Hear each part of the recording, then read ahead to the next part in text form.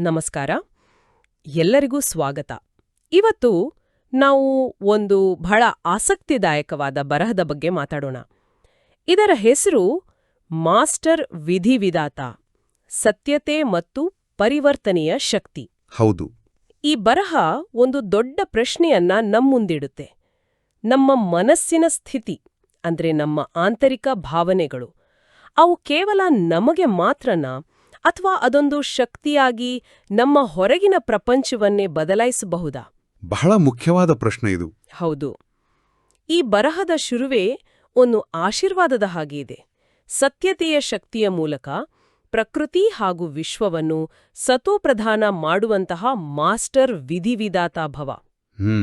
ಅಂದ್ರೆ ನಮ್ಮ ಹಣೆಬರಹಕ್ಕೆ ನಾವೇ ಯಜಮಾನರಾಗೋಣ ಅಂತ. ಇದು ಕೇಳೋಕೆ ದೊಡ್ಡ ಮಾತಲ್ವಾ? ಇಲ್ಲಿ ಸತ್ಯತೆ ಅಂದ್ರೆ ಏನು? ಸುಮ್ಮನೆ ನಿಜ ಮಾತಾಡೋದಾ? ಅದಕ್ಕಿಂತ ಬಹಳ ಆಳವಾದದ್ದು ಅಂತಾನೆ ಹೇಳ್ಬೋದು. ಇಲ್ಲಿ ಸತ್ಯತೆ ಅನ್ನೋದನ್ನ ಒಂದು ಸ್ಥಿತಿ ಅಂತ ವಿವರಿಸಿದ್ದಾರೆ.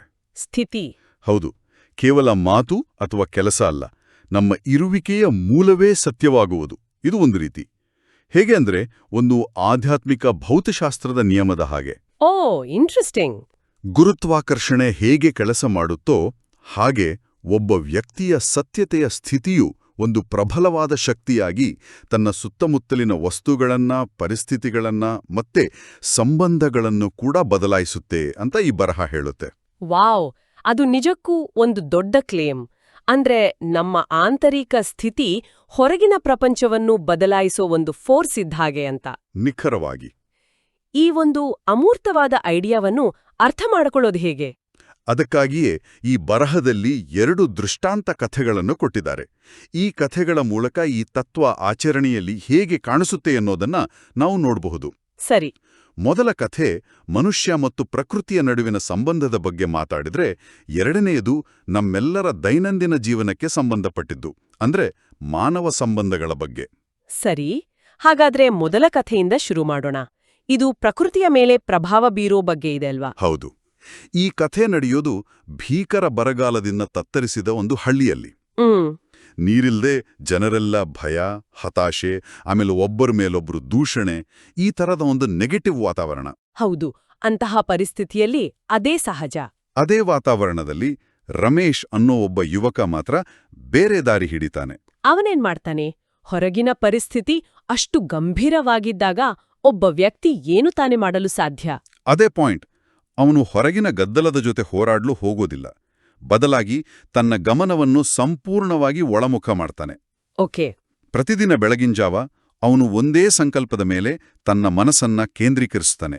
ಏನು ಆ ಸಂಕಲ್ಪ? ನಾನು ಸತ್ಯತೆಯ ಶಕ್ತಿಯನ್ನು ಧಾರಣೆ ಮಾಡಿಕೊಂಡ ಮಾಸ್ಟರ್ ವಿಧಿವಿಧಾತ. ಪ್ರಕೃತಿ ನನ್ನ ಸಹಚರಿ. ಪ್ರಕೃತಿ ನನ್ನ ಸಹಚರಿ. ಹೌದು. ಇದು ಕೇವಲ ಪಾಸಿಟಿವ್ ಥಿಂಕಿಂಗ್ ಅಲ್ಲ.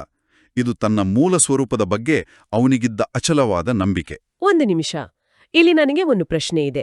ಎಷ್ಟೋ ಜನರಿಗೆ ಇದು ಕೇವಲ ಒಂದು ಮೂಢನಂಬಿಕೆಯಂತೆ ಅನಿಸಬಹುದು ಅಲ್ವಾ? ಹೌದು, ಖಂಡಿತ. ಒಬ್ಬ ವ್ಯಕ್ತಿಯ ಸಂಕಲ್ಪಕ್ಕೂ ಬರಗಾಲದಲ್ಲಿ ನೀರು ಬರೋದಕ್ಕೂ ಏನು ಸಂಬಂಧ ಅಂತ. ಇದರ ಹಿಂದಿನ ಮೆಕ್ಯಾನಿಸಂ ಬಗ್ಗೆ ಏನಾದ್ರೂ ಹೇಳಿದ್ದಾರಾ? ಉತ್ತಮ ಪ್ರಶ್ನೆ. ಬರಹ ಇದನ್ನೊಂದು ಸೈಂಟಿಫಿಕ್ ಪ್ರಾಸೆಸ್ಕರ ವಿವರಿಸಲ್ಲ, ಬದಲಾಗಿ ಒಂದು ಆಧ್ಯಾತ್ಮಿಕ ಸತ್ಯದಂತೆ ಮುಂದಿಡುತ್ತೆ. ಸರಿ. ಇದರ ಪರಿಣಾಮವನ್ನು ಬಹಳ ನಾಟಕೀಯವಾಗಿ ವರ್ಣಿಸಲಾಗಿದೆ. ಅವನ ಸಂಕಲ್ಪದ ಶಕ್ತಿಯಿಂದ ಅವನ ಮನೆಯ ಬಾವಿಯಲ್ಲಿ ನೀರಿನ ಮಟ್ಟ ಅದ್ಭುತವಾಗಿ ಏರಲು ಶುರುವಾಗುತ್ತೆ. ಹೌದಾ? ಹೌದು. ಇದನ್ನ ಬರಹದಲ್ಲಿ ಕಾಕತಾಳೀಯ ಅಂತ ತಳ್ಳಿ ಹಾಕೋದಿಲ್ಲ. ಬದಲಾಗಿ ಪಾರಸಮಣಿಯ ಉಪಮೆಯನ್ನು ಬಳಸುತ್ತೆ. ಪಾರಸಮಣಿ ಅಂದ್ರೆ ಕಬ್ಬಿಣವನ್ನು ಚಿನ್ನ ಮಾಡುವ ಕಲ್ಲು? ಅದೇ. ಪಾರಸಮಣಿ ಹೇಗೆ ಕಬ್ಬಿಣವನ್ನು ಮುಟ್ಟಿದ ತಕ್ಷಣ ಚಿನ್ನವಾಗಿ ಪರಿವರ್ತಿಸ್ತೋ ಹಾಗೆ ರಮೇಶನ ಸತ್ಯತೆಯ ಸ್ಥಿತಿಯ ವೈಬ್ರೇಷನ್ಸ್ ಪ್ರಕೃತಿಯನ್ನು ಸ್ಪರ್ಶಿಸಿ ಆ ಬರಗಾಲದ ನೆಗೆಟಿವಿಟಿ ಮಧ್ಯೆಯೂ ಪಾಸಿಟಿವ್ ಆಗಿ ಪ್ರತಿಕ್ರಿಯಿಸುವಂತೆ ಮಾರಿತು ಅಂತ ಹೇಳಲಾಗುತ್ತೆ. ಓ, ಹಾಗೆ. ಅಂದ್ರೆ ಅದೊಂದು ರೂಪಕ ಅಷ್ಟೇ, ಒಂದು ಮೆಟಫರ್ ತರಹ. ಹೌದು, ಒಂದು ರೂಪಕ. ಹಾಗಾದ್ರೆ ಇಲ್ಲಿನ ಮುಖ್ಯ ಪಾಠ ಸತ್ಯತೆ ಕೇವಲ ಮಾತಲ್ಲ, ಅದು ಸ್ಥಿತಿ ಅನ್ನೋದು. ಅಂದ್ರೆ ರಮೇಶ್ ಬರಗಾಲದ ಬಗ್ಗೆ ಭಾಷಣ ಮಾಡ್ಲಿಲ್ಲ, ಜನರಿಗೆ ಉಪದೇಶ ಕೊಡ್ಲಿಲ್ಲ, ಅವನು ಕೇವಲ ಆ ಸ್ಥಿತಿಯಲ್ಲಿದ್ದ ಅಷ್ಟೇ. ನಿಖರವಾಗಿ. ಅವನ ಸ್ಥಿತಿಯ ಫಲಿತಾಂಶವನ್ನು ನೋಡಿದ ಜನರಿಗೆ ಅವನು ಹೇಳೋದು ಇಷ್ಟೇ: ನಾನೇನು ಮಾಡಿಲ್ಲ, ನಾನು ಕೇವಲ ಸತ್ಯತೆಯಲ್ಲಿ ಸ್ಥಿತನಾಗಿದ್ದೇನೆ. ಇದು ತನ್ನ ಶಕ್ತಿಯ ಪ್ರದರ್ಶನವಲ್ಲ, ಬದಲಾಗಿ ತನ್ನ ಮೂಲ ಸ್ವಭಾವದಲ್ಲಿ ನೆಲೆನಿಲ್ಲುವುದರ ಸಹಜ ಪರಿಣಾಮ ಅನ್ನೋದನ್ನೇ ಇದು ಸೂಚಿಸುತ್ತೆ. ಈ ಕಥೆ ಒಂದು ರೀತಿ ಪವಾಡದ ಹಾಗೆ ಕೇಳಿಸುತ್ತೆ. ಆದ್ರೆ ಇಂತಹ ಒಂದು ದೊಡ್ಡ ಶಕ್ತಿ ನಮ್ಮ ದಿನನಿತ್ಯದ ಜೀವನದಲ್ಲಿ ಹೇಗೆ ಕೆಲಸ ಮಾಡುತ್ತೆ? ಉದಾಹರಣೆಗೆ, ನಮ್ಮ ಮನೆಯಲ್ಲಿ ನಡೆಯೋ ಸಣ್ಣ ಪುಟ್ಟ ಜಗಳಗಳು, ಮನಸ್ತಾಪಗಳು, ಅಲ್ಲಿ ಈ ತತ್ವ ಅನ್ವಯ ಆಗುತ್ತಾ? ಖಂಡಿತ. ಮತ್ತು ಅದಕ್ಕಾಗಿಯೇ ಎರಡನೇ ಕಥೆ ಇದೆ. ಓಕೆ. ಈ ಕಥೆ ಶಾಂತಿಯಕ್ಕ ಅನ್ನೋ ಮಹಿಳೆಯದ್ದು. ಇದು ನಮ್ಮೆಲ್ಲರ ಜೀವನಕ್ಕೆ ಹೆಚ್ಚು ಹತ್ತಿರವಾದ ಮತ್ತು ಹೆಚ್ಚು ಸವಾಲಿನ ಸನ್ನಿವೇಶ. ಹೇಳಿ. ಶಾಂತಿಯಕ್ಕ ವಾಸಿಸ್ತಿದ್ದಿದ್ದು ಜಗಳ, ಅಸಮಾಧಾನಗಳಿಂದ ತುಂಬಿದ ಒಂದು ಸಂಯುಕ್ತ ಕುಟುಂಬದಲ್ಲಿ. ಮನೆಯ ಹೆಸರಲ್ಲಿ ಮಾತ್ರ ಶಾಂತಿ, ಆದರೆ ವಾತಾವರಣದಲ್ಲಿ ಪೂರ್ತಿ ಅಶಾಂತಿ. ಇದು ಚಾಲ ಮಂದಿ ತಮ್ಮ ಜೀವನದಲ್ಲಿ ಎದುರಿಸುವ ಸಮಸ್ಯೆ ಅಲ್ವಾ? ಇಂತಹ ಪರಿಸ್ಥಿತಿಯಲ್ಲಿ ಸಾಮಾನ್ಯವಾಗಿ ನಮ್ಮ ಗಮನವೆಲ್ಲ ಬೇರೆಯವರನ್ನು ಬದಲಾಯಿಸುವುದರ ಮೇಲಿರುತ್ತೆ. ಹೌದು. ಅವರು ಸರಿಯಿಲ್ಲ, ಇವ್ರು ಹೀಗೆ ಮಾಡಬೇಕು ಅಂತ. ಶಾಂತಿ ಅಕ್ಕ ಏನ್ ಮಾಡಿದ್ರು? ಅಲ್ಲೇ ಇರೋದು ತಿರುವು. ಆಕೆ ಕೂಡ ಅದೇ ಮಾಸ್ಟರ್ ವಿಧಿವಿಧಾತ ವರದಾನವನ್ನು ಕೇಳಿದ ಮೇಲೆ ಒಂದು ಕ್ರಾಂತಿಕಾರಿ ನಿರ್ಧಾರ ತೆಗೆದುಕೊಳ್ತಾರೆ. ಏನಾ ನಿರ್ಧಾರ? ಇನ್ನು ಹೊರಗೆ ಯಾರನ್ನೂ ಬದಲಾಯಿಸುವುದಿಲ್ಲ, ಮೊದಲು ನನ್ನ ಸ್ಥಿತಿಯನ್ನು ಬದಲಾಯಿಸ್ತೇನೆ. ಇದು ಕೇಳೋಕೆ ಸುಲಭ, ಅದೇ ಆಚರಣೆಯಲ್ಲಿ ಬಹಳ ಕಷ್ಟ. ನಿಜ. ನಮ್ಮ ಗಮನವನ್ನು ಸಂಪೂರ್ಣವಾಗಿ ಹೊರಗಿನಿಂದ ಒಳಗೆ ತರೋದಿದೆಯಲ್ಲ, ಅದೇ ದೊಡ್ಡ ಸವಾಲು. ಹಾಗಿದ್ರೆ ಅವರ ಆಚರಣೆ ಹೇಗಿತ್ತು? ರಮೇಶ್ ಮಾಡಿದ ಹಾಗೆ ಕೇವಲ ಸಂಕಲ್ಪ ಮಾಡಿದ್ರಾ? ಸಂಕಲ್ಪ ಇತ್ತು, ಆದರೆ ಅದರ ಜೊತೆಗೆ ಅದನ್ನ ಕೃತಿಯಲ್ಲಿ ತಂದ್ರು. ಅದು ಮುಖ್ಯ. ಅವರ ಸಂಕಲ್ಪ ಹೀಗಿತ್ತು: ನನ್ನ ಸತ್ಯತೆ ಪಾರಸದಂತೆ, ನನ್ನ ದೃಷ್ಟಿ, ವೃತ್ತಿ, ವ್ಯವಹಾರ ಎಲ್ಲವೂ ಸತೋಪ್ರಧಾನ. ಸತೋಪ್ರಧಾನ, ಈ ಪದದ ಅರ್ಥ ಏನು? ಸತೋಪ್ರಧಾನ ಅಂದ್ರೆ ಕೇವಲ ಒಳ್ಳೇದು ಅಂತಲ್ಲ. ಈ ಬರಹದ ತತ್ವಶಾಸ್ತ್ರದ ಪ್ರಕಾರ ಇದು ಇರುವಿಕೆಯ ಅತ್ಯುನ್ನತ ಸ್ಥಿತಿ, ಶುದ್ಧ, ಹಗುರ ಮತ್ತು ಪ್ರಭಾವಶಾಲಿ. ಅಂದ್ರೆ ತನ್ನ ಇರುವಿಕೆಯೇ ಒಂದು ಶುದ್ಧೀಕರಿಸುವ ಶಕ್ತಿಯಾಗಬೇಕು ಅಂತ ಅವರು ಗುರಿ ಇಟ್ಕೊಂಡ್ರು. ಇದನ್ನ ಅವರು ತಮ್ಮ ದೈನಂದಿನ ಜೀವನದಲ್ಲಿ ಹೇಗೆ ಅಳವಡಿಸಿಕೊಂಡ್ರು? ದೃಷ್ಟಿ, ವೃತ್ತಿ, ವ್ಯವಹಾರ ಎಲ್ಲವನ್ನೂ ಸತೋಪ್ರಧಾನ ಮಾಡೋದು ಅಂದ್ರೆ? ಬರಹದಲ್ಲಿ ಅದನ್ನ 3 ಅಂಶಗಳ ಮೂಲಕ ವಿವರಿಸಿದ್ದಾರೆ: ಮಾತಿನಲ್ಲಿ ಸತ್ಯತೆ, ದೃಷ್ಟಿಯಲ್ಲಿ ಶುಭಾಶಯ, ಆಹಾರದಲ್ಲಿ ಪವಿತ್ರತೆ. ಓಕೆ, ಒಂದೊಂದಾಗಿ ನೋಡೋಣ.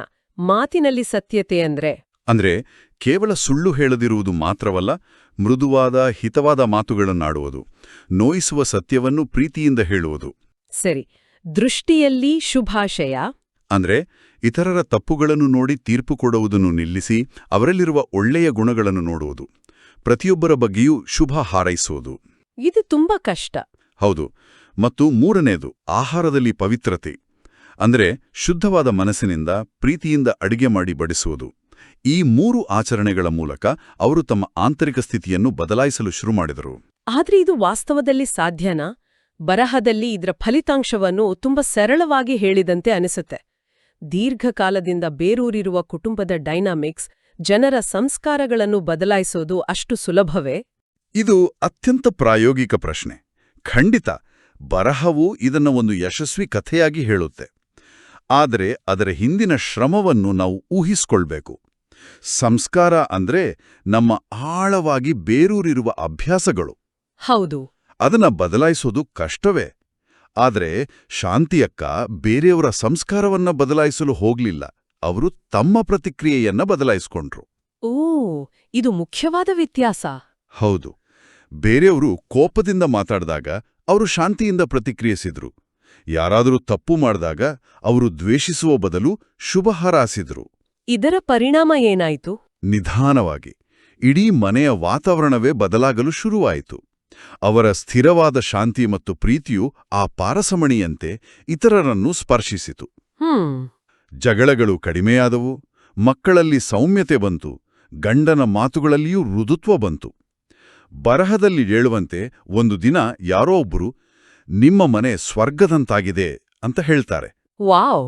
ಇದರ ಅರ್ಥ ಸತ್ಯತೆಯ ಶಕ್ತಿಯು ಕೇವಲ ಪ್ರಕೃತಿಯ ಮೇಲಲ್ಲ, ಮಾನವ ಸಂಬಂಧಗಳ ಗಂಟುಗಳನ್ನು ಬಿಡಿಸುವ ಸಾಮರ್ಥ್ಯವನ್ನೂ ಹೊಂದಿದೆ. ಹಾಗಾದ್ರೆ ಈ ಎರಡೂ ಕಥೆಗಳನ್ನು ಒಟ್ಟಾಗಿ ನೋಡಿದಾಗ ನಮಗೆ ಸಿಗುವ ಒಳನೋಟ ಏನು? ಒಂದೆಡೆ ಬರಗಾಲದಲ್ಲಿ ನೀರು ತರಿಸುವ ಪವಾಡ, ಇನ್ನೊಂದೆಡೆ ಜಗಳದ ಮನೆಯನ್ನು ಸ್ವರ್ಗ ಮಾಡುವ ಪರಿವರ್ತನೆ. ಇವೆರಡಕ್ಕೂ ಇರುವ ಸಾಮಾನ್ಯ ಎಳೆ ಯಾವುದು? ಆ ಸಾಮಾನ್ಯ ಎಳೆಯೇ ಮಾಸ್ಟರ್ ವಿಧಿವಿಧಾತ ಆಗುವ ಪರಿಕಲ್ಪನೆ. ಅಂದ್ರೆ ನಮ್ಮ ಹಣೆಬರಹದ ಯಜಮಾನರಾಗುವುದು? ಹೌದು. ಇದನ್ನು ಹೊರಗಿನ ಅಂಶಗಳನ್ನು ನಿಯಂತ್ರಿಸುವುದರಿಂದಲ್ಲ, ಬದಲಾಗಿ ನಮ್ಮ ಆಂತರಿಕ ಸತ್ಯತೆಯ ಸ್ಥಿತಿಯನ್ನು ಸಾಧಿಸುವುದರಿಂದ ಮಾತ್ರ ಸಾಧ್ಯ ಅಂತ ಈ ಬರಹ ಪ್ರತಿಪಾದಿಸುತ್ತೆ. ಸರಿ. ರಮೇಶ್ ಆಗ್ಲಿ, ಶಾಂತಿಯಕ್ಕ ಆಗ್ಲಿ, ಅವರು ಹೊರಗಿನ ಪರಿಸ್ಥಿತಿಗಳೊಂದಿಗೆ ಯುದ್ಧ ಮಾಡಲಿಲ್ಲ. ಅವರು ತಮ್ಮ ಆಂತರಿಕ ಜಗತ್ತನ್ನು ಗೆದ್ರು. ಆ ಆಂತರಿಕ ವಿಜಯವು ಬಾಹ್ಯ ಜಗತ್ತಿನಲ್ಲಿ ಪ್ರತಿಫಲಿಸಿತು. ಇದು ಒಂದು ರೀತಿಯಲ್ಲಿ ನಮ್ಮ ಜವಾಬ್ದಾರಿಯನ್ನು ಸಂಪೂರ್ಣವಾಗಿ ನಮ್ಮ ಕೈಗೆ ತೆಗೆದುಕೊಳ್ಳುವಂತೆ ಹೇಳುತ್ತೆ ಅಲ್ವಾ? ನಮ್ಮ ಸುತ್ತಮುತ್ತಲಿನ ಪ್ರಪಂಚವು ನಮ್ಮ ಆಂತರಿಕ ಸ್ಥಿತಿಯ ಕಣ್ಣಾಡಿಯಾಗಿದ್ದರೆ, ಹೌದು, ಪ್ರಪಂಚವನ್ನು ಬದಲಾಯಿಸುವ ಕೀಲಿ ನಮ್ಮ ಕೈಯಲ್ಲೇ ಇದೆ ಎಂದಾಯ್ತು. ಖಂಡಿತ. ಆ ಸ್ಥಿತಿಯಲ್ಲಿ ದೃಢವಾಗಿ ನೆಲೆಸಿದಾಗ ಸಮಯ, ಪ್ರಕೃತಿ, ಪರಿಸ್ಥಿತಿಗಳೇ ಬದಲಾಗುತ್ತವೆ ಅಂತ ಬರಹದ ಕೊನೆಯಲ್ಲಿ ಹೇಳಲಾಗುತ್ತೆ. ಇದು ಸಣ್ಣಪುಟ್ಟ ಬದಲಾವಣೆಗಳಲ್ಲ, ಒಂದು ದೊಡ್ಡ ಪರಿವರ್ತನೆ. ಹೌದು, ಒಂದು ಹೊಸ ಯುಗದ ಅಂದ್ರೆ ಸತ್ಯಯುಗದ ಅಡಿಪಾಯ ಹಾಕುವಂಥ ದೊಡ್ಡ ಪರಿವರ್ತನೆ ಅಂತ ಸೂಚಿಸಲಾಗುತ್ತೆ.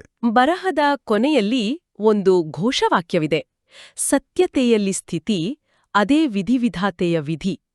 ಇದರ ಅರ್ಥವನ್ನು ಸ್ವಲ್ಪ ಬಿಡಿಸಿ ಹೇಳಬಹುದೇ? ಇದು ಕೇಳೋಕೆ ಕಾವ್ಯಾತ್ಮಕವಾಗಿದೆ. ಖಂಡಿತ. ಇದು ಈ ಇಡೀ ಚರ್ಚೆಯ ಸಾರಾಂಶ ಅಂತಾನೆ ಹೇಳಬಹುದು. ಇದು ಹಣೆಬರಹದ ಕಲ್ಪನೆಯನ್ನೇ ತಲೆಕೆಳಗು ಮಾಡುತ್ತೆ. ಹೇಗೆ? ಸಾಮಾನ್ಯವಾಗಿ ವಿಧಿ ಅಥವಾ ಹಣೆಬರಹ ಅನ್ನೋದು ನಮಗೆ ಸಂಭವಿಸುವ ಘಟನೆ ಅಂತ ನಾವು ಅಂದ್ಕೊಂಡಿರ್ತೇವೆ. ಆದರೆ ಈ ವಾಕ್ಯ ಹೇಳೋದೇನೆಂದ್ರೆ, ನಿಮ್ಮ ಹಣೆಬರಹವನ್ನು ಬರೆಯುವ ವಿಧಿ, ವಿಧಾತ, ನಿಯಮವೇ ನಿಮ್ಮ ಆಂತರಿಕ ಸತ್ಯದ ಸತ್ಯತೆಯ ಸ್ಥಿತಿಯಲ್ಲಿರುವುದು.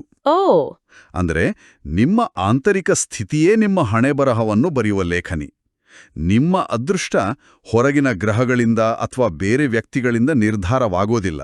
ಅದು ನಮ್ಮೊಳಗೆ ನಾವು ಕಾಪಾಡಿಕೊಳ್ಳುವ ಸ್ಥಿತಿಯಿಂದ ನಿರ್ಧಾರವಾಗುತ್ತೆ. ನಿಖರವಾಗಿ. ಹಾಗಾದ್ರೆ ನಾವಿವತ್ತು ಚರ್ಚಿಸಿದ ವಿಷಯವನ್ನು ಒಮ್ಮೆ ಒಟ್ಟುಗೂಡಿಸೋಣ. ನಮ್ಮ ಆಂತರಿಕ ಸತ್ಯತೆಯ ಸ್ಥಿತಿಯು ಕೇವಲ ಒಂದು ಒಳ್ಳೆಯ ಭಾವನೆಯಲ್ಲ, ಅದೊಂದು ಕ್ರಿಯಾತ್ಮಕ ಶಕ್ತಿ. ಹೌದು, ಒಂದು ಆಕ್ಟಿವ್ ಫೋರ್ಸ್. ಅದು ಪ್ರಕೃತಿಯ ಮೇಲೆ ಮತ್ತು ನಮ್ಮ ಸಂಬಂಧಗಳ ಮೇಲೆ ನೇರವಾದ, ಮೂರ್ತವಾದ ಪರಿಣಾಮ ಬೀರಬಲ್ಲದು ಅನ್ನೋದು ಈ ಬರಹದ ಕೇಂದ್ರವಾದ. ಹೌದು, ಮತ್ತು ಇದು ನಮ್ಮನ್ನು ಒಂದು ಪ್ರಮುಖ ಪ್ರಶ್ನೆಯ ಮುಂದೆ ನಿಲ್ಲಿಸುತ್ತೆ. ಈ ಬರಹ ಈ ಕಥೆಗಳನ್ನು ಒಂದು ಆಧ್ಯಾತ್ಮಿಕ ತತ್ವದ ಉದಾಹರಣೆಗಳಾಗಿ ಮುಂದಿಡುತ್ತೆ. ಇದು ನಮ್ಮ ಆಲೋಚನೆಗಳು, ಭಾವನೆಗಳು ಮತ್ತು ನಮ್ಮ ಜೀವನದಲ್ಲಿ ನಡೆಯುವ ಘಟನೆಗಳಿಗೂ ನಡುವೆ ಇರುವ ಸಂಬಂಧದ ಬಗ್ಗೆ ಆಳವಾಗಿ ಯೋಚಿಸುವಂತೆ ಪ್ರೇರೇಪಿಸುತ್ತೆ. ನಾವು ಈ ಚರ್ಚೆಯನ್ನು ಮುಗಿಸುವ ಮೊದಲು ಕೇಳುಗರಿಗೆ ಒಂದು ಆಲೋಚನೆಯನ್ನು ಬಿಟ್ಟು ಹೋಗೋಣ. ಈ ಕಥೆಗಳಲ್ಲಿನ ಪವಾಡಗಳನ್ನು ಪಕ್ಕಕ್ಕಿಟ್ಟು ನೋಡಿದ್ರು ಸರಿ, ಇದರ ಹಿಂದಿನ ತತ್ವವನ್ನು ನಮ್ಮ ಜೀವನಕ್ಕೆ ಅಳವಡಿಸಿಕೊಳ್ಳಬಹುದೇ? ಖಂಡಿತ. ಅದೇ ಇಲ್ಲಿರುವ ಅಂತಿಮ ಪ್ರಶ್ನೆ.